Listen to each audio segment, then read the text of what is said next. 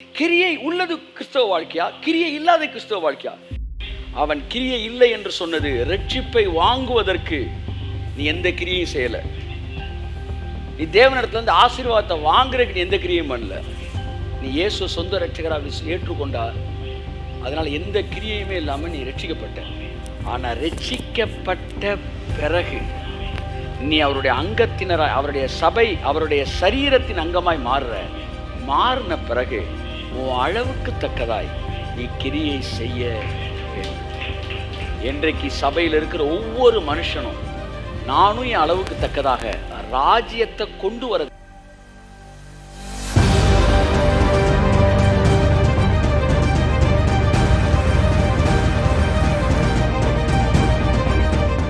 கிரியை எதற்காக செய்ய வேண்டும்? பரலோகத்திற்கு போவதற்கா? சொல்லுங்கள் என கண்பானவர்களே, இது கிரியையினால் உண்டானது அல்ல. பரலோகத்துக்கு போறது கிரியை செய்ய வேண்டாம் என்றால் பிறகு எதற்காக கிரியை செய்ய வேண்டும்?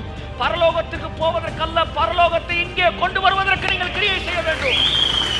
ஆமென்.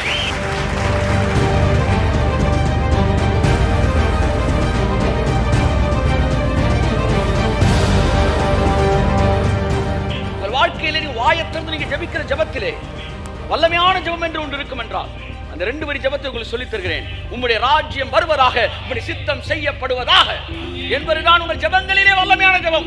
கரங்களை தட்டி கர்த்தர் நன்றி சொல்லுவோம். ஆமென். கர்த்தருடைய பிரசன்னம் உங்களை ஆசீர்வதிப்பதாக. வேதம் சொல்லுகிற இந்த உலகத்திலே ஜீவ வசனத்தை பிடித்துக்கொண்டு இந்த உலகத்திலே சுடர்களைப் போல பிரகாசிக்கிற நீங்கள் அருமையான தேவனுடைய பிள்ளைகளே, நீங்கள் பரலோகத்திலே ஜொலிக்க போவதல்ல, நீங்கள் உலகத்தில் தான் ஜொலிக்க வேண்டும். வசனம் தெளிவாய் சொல்கிறது. ஜீவ வசனத்தை பிடித்து கொண்டு, வசனம் எங்க இருக்கு? 2:14 வாசிங்க.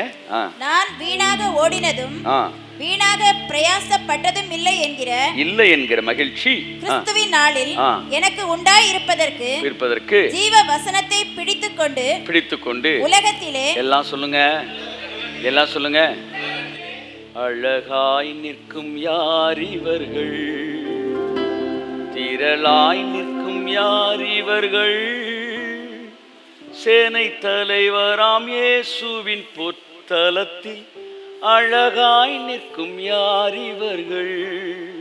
இந்த பாட்டு நமக்கு சொல்லிக்கிறேன். யார் இவர்கள் நோட்டத்தோட அப்புறம் காடப்படி. ஓகே, நமக்கு என்ன சொல்லி கொடுத்துட்டாங்க? பரலோகத்தில் அழகா நிற்கணும். எதுக்குப்பா நீ பரலோகத்தில் பட்டப்பகல்ல லைட்டை போட்டுக்கிட்டு இருக்கிற? சூரியன் இருக்கிற இடத்துல ஓ லைட் எதுக்கு? 1 தாலந்தோ 2 தாலந்தோ உபயோகித்தோ சிறிதானதோ பெரிதானதோ பெற்ற பணி செய்து முடித்தோ. ஓகே, நீ முடிச்ச வேலைக்காக வந்து நிக்கிற. இப்ப கிறிஸ்தவம் நமக்கு என்ன சொல்லி கொடுத்துருச்சு? பரலோகத்துல வெள்ளை சட்டையை போட்டு ஜொலிக்கணும் சார். ஆனா பைபிள் என்ன சொல்லுது? கைத்தட்டுங்க ஒருத்தவருக்கு. ஆமென். எப்பவுமே 2 நீங்க பார்க்கணும். கிறிஸ்தவம் என்ன சொல்லுது, பைபிள் என்ன சொல்லுது? எல்லாம் சொல்லுங்க. கிறிஸ்தவம் என்ன சொல்லுது, பைபிள் என்ன சொல்லுது? நிறைய பேர் கிறிஸ்தவம் என்ன சொல்லுது அப்படிதான் பேசுறேன். நான் என்ன சொல்றேன், பைபிள் என்ன சொல்லுது அப்படிதான் பேசுறேன். நீங்க பரலோகத்துல ஜொலிக்கணும்னு பைபிள் சொல்லல. பைபிள் சொல்லுது ஜீவ வசனத்தை பிடித்து கொண்டு இந்த உலகத்திலே சுடர்களை தேவன் என்னை உன்னையும் பிரகாசிக்கும்படி அழைத்திருக்கிறார். எங்க பிரகாசிக்கணும் ஐயா? எங்க பிரகாசிக்கணும்? உலகத்துல பிரகாசிக்கணும். நீங்க பிரகாசம், சூரிய பிரகாசம், சந்திர பிரகாசம் பேர் வச்சிருக்க, நல்லது. ஆனா எங்க பிரகாசிக்கணும்? உலகத்திலே பிரகாசம். உலகத்திலே எந்த மனுஷனையும் கை தட்டி இருக்கணும். நேரம் பிரகாசிக்கிற ஒளியே இந்த மெய்யான ஒளி. இந்த உலகத்திலே ஒரு வாழ்க்கையை வாழ வேண்டும். அந்த வாழ்க்கை பிரகாசிக்கிற வாழ்க்கையா இருக்க வேண்டும். நீங்கள் பரலோகத்திற்கு வெளிச்சமா இருக்கிறீர்கள் அல்ல, நீங்கள் உலகத்திற்கு வெளிச்சமா இருக்கிறீர்கள். எத்தனை நூற்றுக்கணக்கான வாக்குத்தத்தங்கள் உலகத்தோடு தொடர்புடையதாக இருக்கிறது. கொஞ்சம் வலிமைப்பு. ஆமென். எத்தனை வாக்குத்தத்தங்கள் இந்த உலகத்திலே ஆசீர்வாதத்தை பற்றி பேசுது. ஆனால் கிறிஸ்தவமோ பரலோகத்தை பற்றி மாத்திரமே நமக்கு பேசிவிட்டது. ஆனால் வேதமோ பரலோகத்தை பற்றி பேசியதை விட, நல்லா கவனிக்கணும், ஆமா, இருதயம் பலகீனமானவர்கள் இந்த வரி வரும்போது காதை பொத்திக் கொள்ளவும் மாதிரி, இயேசு பைபிள் விட்டுருங்க, இயேசு பரலோகத்தை பற்றி பேசியதை விட பரலோக ராஜ்யத்தை பற்றி பேசியதே அதிகம். கையை தட்டி ஆமென், ஆமென், ஆமென், ஆமென், ஆமென், ஆமென், ஆமென். பரலோக ராஜ்யம் என்றால் என்ன? ஒரு நாட்டோடைய வல்லமையும் அதிகாரமும் எங்கே அந்த நாட்டின் வல்லமையும் அதிகாரமும் இல்லையோ, எப்படி எங்கே இல்லையோ அங்கே போய் அதை கொண்டு வந்து நிறுவுவதற்கு பெயர்தான் ராஜ்யத்தை நிறுவுவது. அதாவது அந்த பவர் அங்கே இல்லை, அப்போ அந்த இடத்துக்கு அந்த பவரை கொண்டு வந்தால் அதுக்கு பேர் தான் அந்த நாட்டோட ராஜ்யம் வந்துருச்சுன்னு அர்த்தம். பூமியில் தேவனுடைய அவர் அதிகாரமும் வல்லமையும் ஆதாம் என்ன செஞ்சிட்டான்? பிசாசு கையில் கொடுத்து அந்த இடத்துல இல்லை. இப்போ சிலுவைக்கு வந்த பிறகு அந்த ராஜ்யத்தை இயேசு கொண்டு வந்து இந்த பூமியில் நிறுவுகிறார்.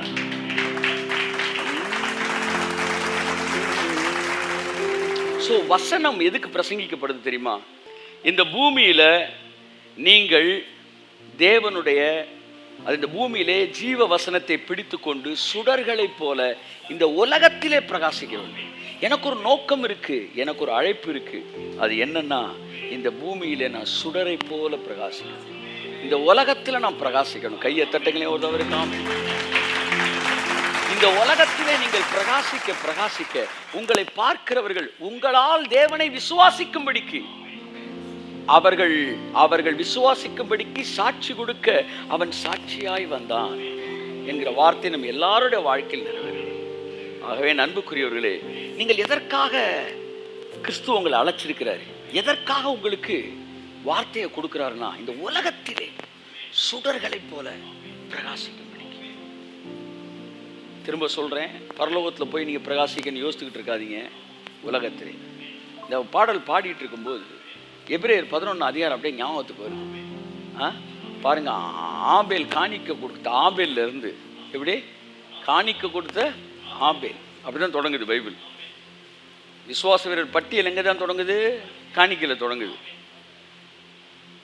பழைய ஏற்பாடு எங்க தான் தொடங்குது? ஃபாலன் ஜெனரேஷன்ல காணிக்கையில தான் தொடங்குது. ஆபேல் என்னது? கொழுமையான காணிக்கைகளை செலுத்தினான். கிறிஸ்தவமும் காணிக்கையும் பிரிக்கப்பட முடியாதது. எல்லாம் சொல்லுங்க. ஆமா, காணிக்கை எடுத்துட்டீங்கன்னா கிறிஸ்தவம் அங்க இல்லை. என்ன சார் இப்படி சொல்றீங்க? ஆமா சார், விதைப்பும் அறுப்பும் பூமியுள்ள நாளளவும் இயேசுக்கு பேரே என்னம்மா? சுகந்த காணிக்கை. ஆமா, பாவ நிவாரண பலி.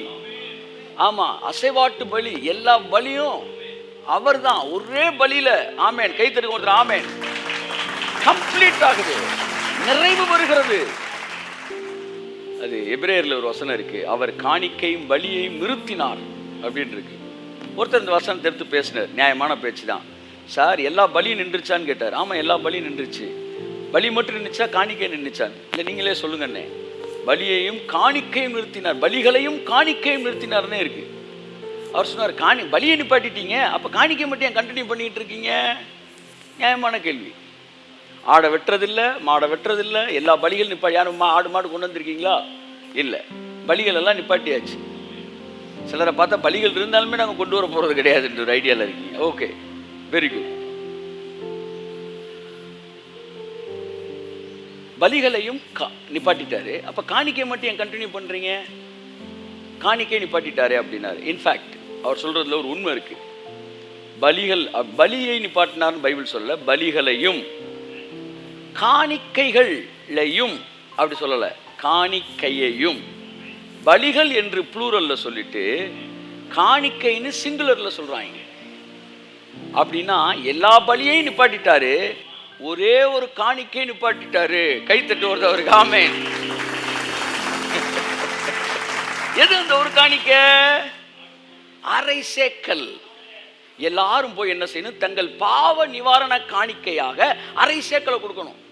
அந்த அரை சேக்கலை பணக்காரனும் அரை சேக்கல் தான் கொடுக்கணும், பணக்காரன் காசு நிறையா இருக்குன்னு ஒரு சேக்கல் தான் கொடுக்கணும், அரை சேக்கல் தான் கொடுக்கணும், ஏழை அரை சேக்கல் தான் கொடுக்கணும். இது எதுக்குடானா பாவ நிவாரண காணிக்கை. அப்படின்னா என்ன சொல்ல வர்றாருன்னா, பெரிய பணக்காரனுக்கும் சரி ஏழைக்கும் சரி பாவத்தை நிவாரணம் பண்றது ஒரே ஒரு காணிக்கை தான், அது அரை சேக்கல் காணிக்கை. அந்த காணிக்கையை செலுத்தினார். இதை வந்து பாவ நிவாரணத்துக்குன்னு கொடுத்தான். இயேசு சிலுவைக்கு வந்தார் பாருங்க, பணக்காரன் பாவத்தை ஏழை பாவத்தை ஒரே ரத்தத்துல கழுவி பரிசுத்தப்படுத்து. அன்னைக்கு இந்த காணிக்கையை நிறுத்தினார். கையத்தட்டே ஆமென்.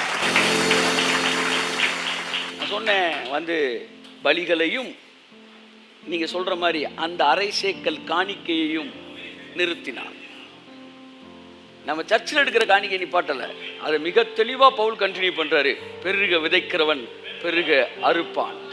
அவன் காணிக்கைகளை குறித்து இன்றைக்கும் சாட்சி கொடுக்கிறார். ஆமென். உங்களுக்கு என்ன பிடிக்கலன்னா என்ன ரிமூவ் பண்ணிருங்க, அப்படியே பவுலை ரிமூவ் பண்ணிருங்க. ஏன்னா பவுல் பேசுனதை இப்ப நான் பேசிட்டு இருக்கிறேன்.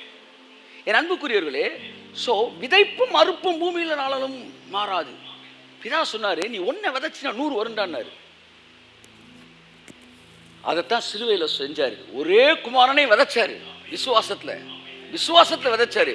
இன்னைக்கு கோடிக்கணக்கான இயேசுவ குமாரர்கள் அவர் அறுத்தாரு. ஆமென்.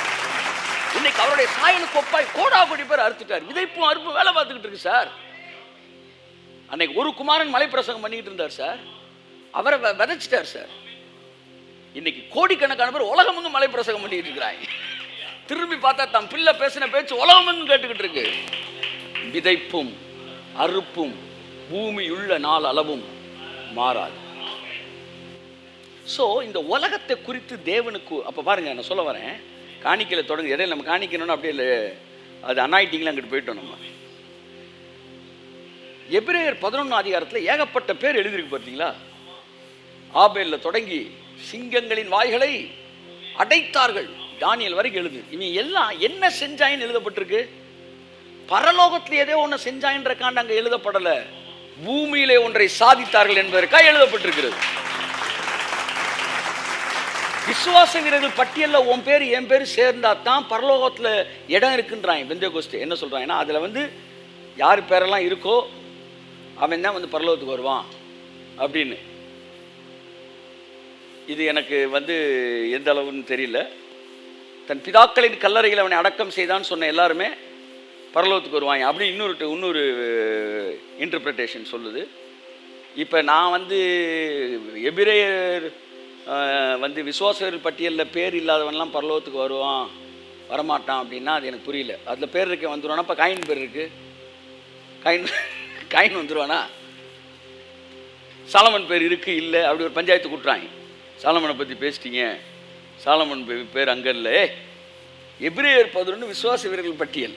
அவன் எதுக்காக அவன் பேர் எழுதப்பட்டிருக்கு? இந்த பூமியிலே ஒன்றை அவர்கள் சாதித்தார்கள். சார் திரும்ப உங்களை பார்த்து சொல்கிறேன், இந்த பூமியில் நீங்கள் செத்து பரலோகத்துக்கு போகிறது நோக்கம் இல்லை.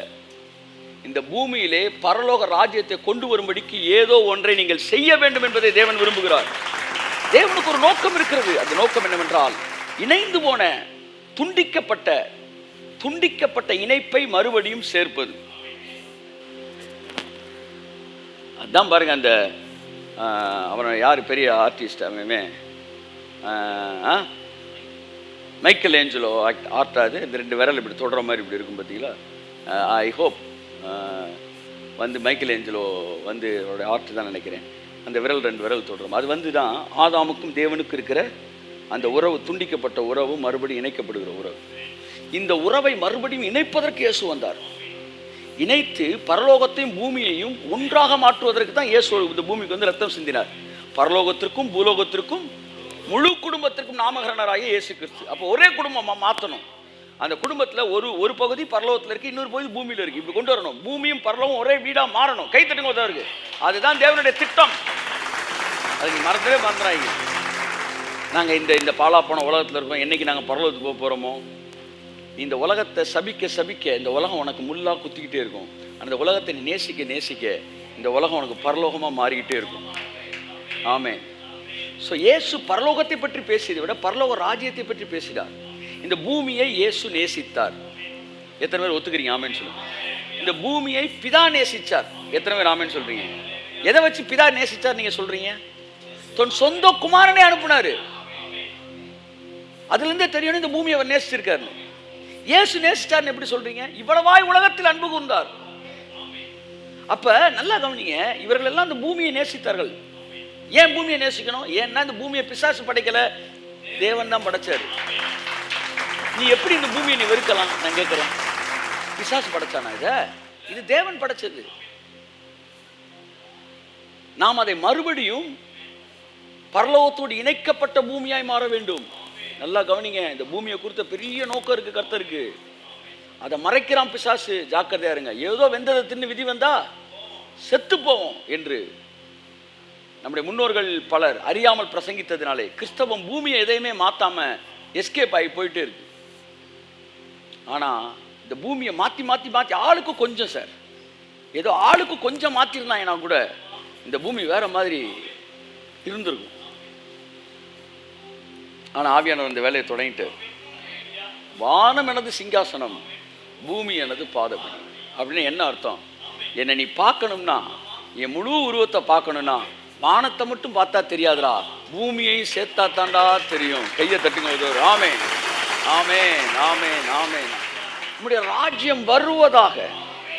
நீங்கள் அரசியலில் இருக்கீங்களா, காவல்துறையில் இருக்கீங்களா, இல்லை சட்டத்துறையில், நீதித்துறையில் இருக்கீங்களா, எந்த துறையில் நீங்கள் பணிபுரிகளா இருந்தாலும் நீங்கள் செய்ய வேண்டிய ஜெபத்தை மறந்து விடுகிறது. ஒவ்வொரு நாள் காலையில், ஆண்டவரே எங்க இந்த துறையில் உம்முடைய ராஜ்யம் வருவதாக, உம்முடைய ராஜ்யம் வருவதாக, உம்முடைய ராஜ்யம் வருவதாக, உம்முடைய சித்தம் பரலோகத்தில் செய்யப்படுகிறது போல என்னுடைய துறையிலும் செய்யப்படுவ. கரங்களை கட்டி ஆமென்.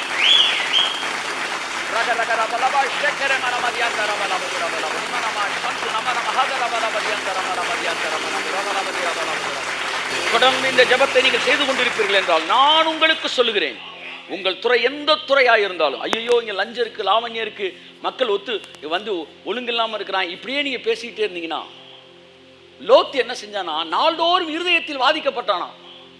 என்ன செஞ்சான்? சோதம் குமாரலை பார்த்து எல்லாம் போய் அழிகிறாங்க, வெட்டியா போன இந்த நாடு உருப்படாதரா, இந்த நாடு வெட்டியா போண்டா, இப்படியே பேசிக்கிட்டு இருந்திருக்கான். இவன் பேசினதுதான் சோதம் குமாரனை அழிச்சிருச்சுன்னு நான் நினைக்கிறேன். லோத்து நாள்தோறும் இருதயத்தில் வாதிக்கப்பட்டான். நம்ம மற்றவன் செய்யறதெல்லாம் பார்த்து இருதயத்தில் வாதிக்கப்படுறதுக்காக கர்த்தர் நம்மளை அழைக்கல. நீதிமானுடைய ஆசீர்வாதத்தினால் பட்டணம் செழித்து ஓங்கும் என்று வேதம் சொல்கிறது. நீங்க வாயை திறந்து உங்க டிபார்ட்மெண்ட்டை பிளஸ் பண்ணுங்க. என் துறையை நான் ஆசீர்வதிக்கிறேன். பரலோகத்தில் உம்முடைய சித்தம் செய்யப்படுவது போல எங்களுடைய துறையிலே உம்முடைய சித்தம் செய்யப்படுவதாக. ஆமென். பாருங்க, நான் ஒரு கம்பெனியில் ஒர்க் பண்ணிட்டு இருந்தேன். அந்த கம்பெனியில் இருக்கும்போது மதியம் லஞ்ச் பிரேக்கில் நான் ஜோம் பண்ணுவேன். ஜோம் பண்ண பார்த்தோன்னே இன்னொரு ஆள் சார் நீங்கள் ஜோம் பண்ணுறீங்களா? ஆமான்னு. அப்போ என் கூட ஒர்க் பண்ண இன்னொரு கலீக், அந்த லேடி, ஒரு பொண்ணு, அதுவும் என் கூட ப்ரேயர் ஸ்டார்ட் ஆச்சு. கொஞ்ச நேரத்தில் பார்த்தீங்கன்னா ஒரு ப்ரேயர் செல் ஃபார்ம் ஆயிடுச்சு. அதுக்கப்புறம் பார்த்தீங்கன்னா ஹிந்துஸ் மற்றவங்களாம் எங்களுக்கு ஜோம் பண்ணிக்காங்க, டார்கெட் அச்சீவ் பண்ண அப்படியே வர ஆரம்பித்தாங்க. கொஞ்ச நேரத்தில் பாருங்கள், தேவனுடைய ராஜ்யம் அப்படியே எங்கள் கம்பெனிக்குள்ளேயே வர ஆரம்பிச்சிச்சு. நீங்கள் எந்த இடத்துல இருந்தாலும் சரி, பைபிள் சொல்லுது, உலகம் எங்கிலும் பூமியின் கடைசி பரியந்தம் எனக்கு நீங்கள் சாட்சிகளாக இருப்பீர்கள். What ever the place maybe, நீங்கள் இருக்கிற இடத்துல தேவன் உங்களை ஜொலிக்க வைப்பார். ஆமாம், உலகத்திலே சுடர்களை போல் நீங்கள் பிரகாசிப்பீர்கள். ஆமென். பக்கத்தில் யார் இருந்தாங்கன்னா தட்டி சொல்லுங்க, இந்த உலகத்தில் நீ பிரகாசிப்ப. ஆமென், ஆமென், ஆமென், ஆமென், ஆமென், ஆமென், ஆமென். தேவன் என்ன அழைச்சதுக்கு ஆசீர்வதிச்ச காரணம் பரலோகத்தில் போய் ஜொலிக்கிறதுக்கு இல்லை, இந்த உலகத்தில் ஜொலிக்கிறதுக்கு. பரலோகத்தில் யார் ஜொலிப்பா சொல்லுங்க? சிறிதானதோ பெரிதானதோ பெற்ற பணி செய்து முடித்தோர். கையை தட்டு. ஆமென், ஆமென். யார் ஜொலிப்பா பரலோகத்தில் சொல்லுங்க? பூமியில எவன் ஜொலிச்சானோ அவன் தான் பரலோகத்தில் ஜொலிப்பான். ஆமென். அழகாய் நிற்கும் யார் இவர்கள், விரலாய் நிற்கும் யார் இவர்கள், சேனை தலைவனாம் இயேசுவின் பொற்களத்தில் அழகாய் நிற்கும் யார் இவர்கள். சொல்லுவோம், அழகாய் நிற்கும் யார் இவர்கள், விரலாய் நிற்கும் யார் இவர்கள், சேனை தலைவனாம் இயேசுவின் பொற்களத்தில் அழகாய் நிற்கும் யார் இவர்கள். ஒரு தாளந்தோ 2 தாளந்தோ 5 தாளந்தோ உபயோகித்தோ, சிறிதானதோ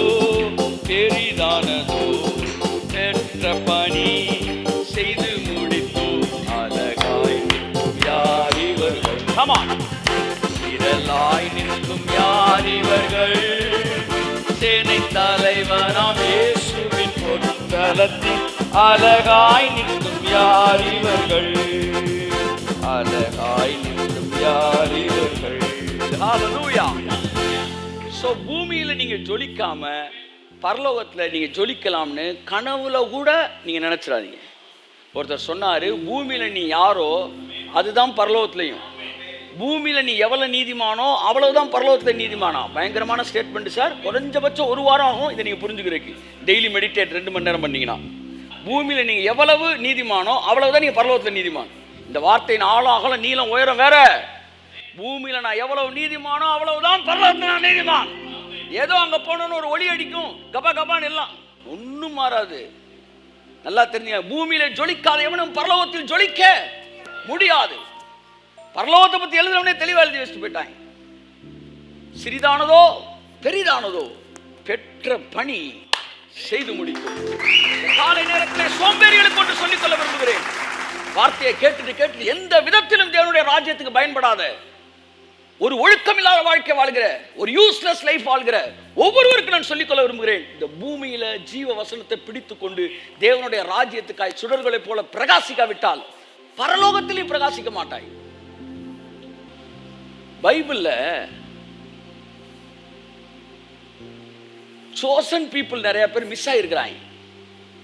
பைபிள்ல ரிஜெக்டட் பீப்புள் நிறைய பேர் கிளிக் ஆயிருக்கிறாங்க, பாஸ் ஆயிருக்கிறாங்க. கரெக்ட். இவன் மிஸ் ஆயிருக்கான், பாஸ் ஆயிருக்கிறான். ரூபன் யாரு? சேஷ்டபுத்திரன். யாருக்கு 2 மடங்கு ஆசீர்வாதம் வந்திருக்கணும்? ரூபனுக்கு வந்திருக்கணும். எனக்கு தெரிஞ்ச தேவ மனுஷன் பேர் ரூபன் மாத்திட்டாரு, வேணாம்டா. இது தண்ணீரை போல் தளம்பினவனே, தகப்பனின் மஞ்சத்தை நீ அசுத்தப்படுத்தினாய். அதாவது லீடருடைய அந்த பொசிஷனை வந்து என்ன செய்யறான், வந்து அதாவது அவன் தகப்பனுடைய மஞ்சத்தை அசுத்தப்படுத்துறானா, அதனால உன்னுடைய சேஷ்டபுத்திர பாகம் போச்சு அப்படின்றான். அப்ப இந்த சேஷ்டபுத்திர பாகம் யாருக்கு வருது? கடைசியா ஒருத்தன் பிறந்தான், கையை தட்டி ஒருத்தர். ஆமென். What a wonderful. யாரு? யோசேப்பு. அவனுக்கு 2 கோத்திர பிதாக்கள் பட்டியல்ல அவன் ஃபேமிலியில 2 பேர் பிடிச்சிட்டாங்க. அப்ப நல்லா கவனிங்க, அவன் யாரு, எப்படி பிறந்தான், எங்க பிறந்தான் முக்கியம் இல்ல, அவன் தேவனுடைய ராஜ்யத்துக்காக என்ன செஞ்சான். தேவன் உன்னதத்தில் இருக்கிற தேவன் மனுஷருடைய ராஜ்யத்தில் ஆளுகை செய்கிறார்.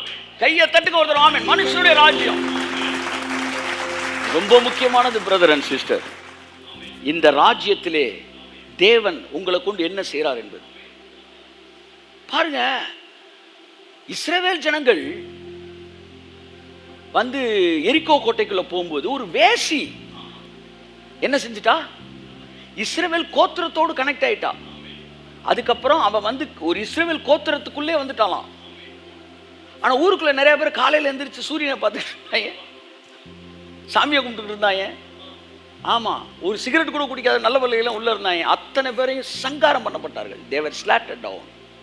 but one prostitute, ஆமா, ராகாப் என்கிற வேசி விசுவாசத்தினாலே என்ன ஆனால் அழிந்து போகாதபடி காத்துக்கொள்ளப்பட்டால்.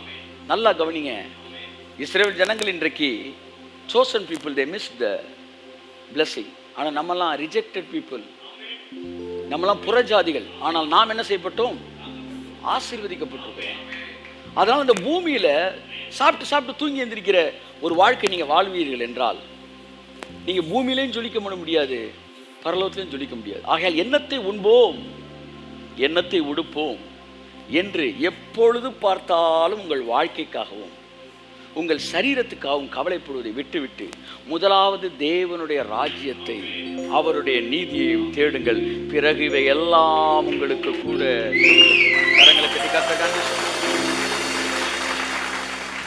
நாம் யார்?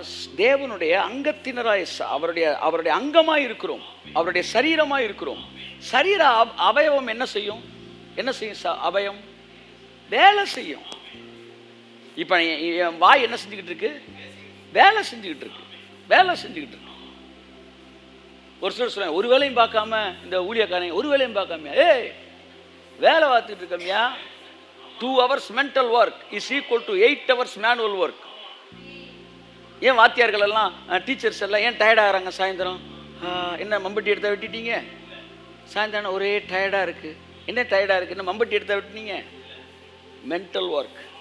ஆமாம், நீ மூடியை தூக்கி போட்டால் மட்டும்தான் ஒர்க்குன்ற. அப்போ ஊழியக்காரெலாம் வேலையை பார்க்கலாம். யார் சொன்ன வேலையை பார்க்கலன்னு? ஒன்றை விட நிறையா வேலை பார்த்துக்கிட்டு இருக்கிறான். ஆமாம், நம்ம வேலை பார்க்கலன்னு என்ன சொல்லுவாங்க? ஏதாச்சும் பகுதி நேரம் நீங்கள் வேலை செஞ்சுதான் சார். பவுல்றீங்க, பவுல் பார்ட் டைம் வேலை பார்த்துருக்கார் சார், நீங்கள் வேலை பார்த்துட்டு தான் சார் ஊழியம் பண்ண. சரிடான்னு ஒரு பிஸ்னஸ் தொடங்கினா இவருக்கு இதெல்லாம் தேவையா? ஒரு ஊழியக்காருக்கு இதெல்லாம் தேவை. என்னதான் செய்ய சொல்கிற நீனு? வேலையை பார்த்தா வேலையை பார்க்கக்கூடாதுன்ற.